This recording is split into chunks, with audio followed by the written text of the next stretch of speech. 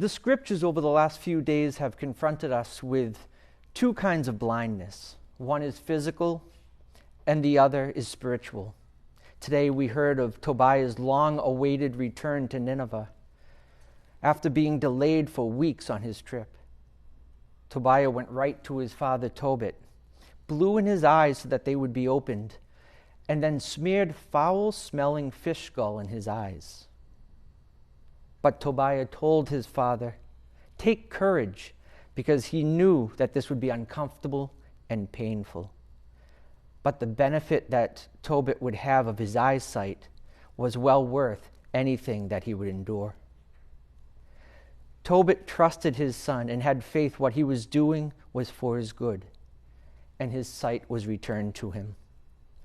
This whole event happened because Raphael told Tobiah what to do to help his father. But Raphael's identity is still a mystery in today's reading. And everything that we've been reading up to today is leading to tomorrow's big reveal when Raphael announces that he is the archangel that is sent down from heaven to help them. In the gospel, there is another big reveal, and that is being prepared.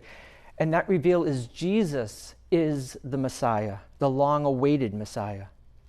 In the gospel, Jesus is teaching in the temple and poses a question to his listeners about the Messiah being the son of David, but that David also calls the Messiah Lord.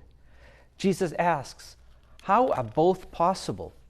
For his listeners, both are not possible, because if we're talking in human terms, a king would not call his son his Lord. This question shows his listeners that the traditions that they are following and their interpretation of the Hebrew scriptures are not correct.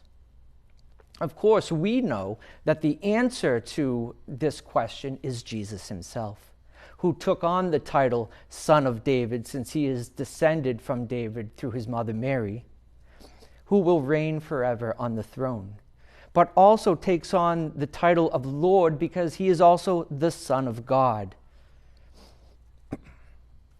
This is the conclusion that Jesus is leading his listeners to.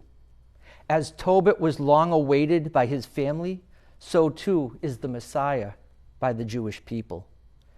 In Tobit, God sends his angel who cures Tobit's blindness through his son. In the gospel, he sends his son, who is also God, to cure our spiritual blindness by offering us understanding. Many who are listening to today's broadcast are suffering with different stages of physical blindness and may feel hopeless. But remember that God will never abandon you. Trust in him and pray that he may strengthen you with peace and joy as you face this challenge. And in the end, when you stand face to face with him, you will have a perfected body with perfected sight. And we join you in this prayer. But all of us suffer with some form of spiritual blindness. What causes this blindness for us?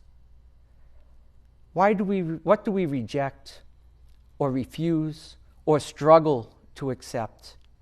Do we trust God enough to allow him to cure our blindness, even if it's through a little pain and discomfort?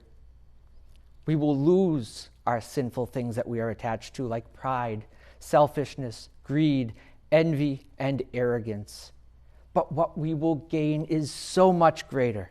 We will gain a clearer vision of what God calls us all to, and that is eternal bliss, happiness, and joy in his presence. My brothers and sisters, take courage, trust in God, and believe.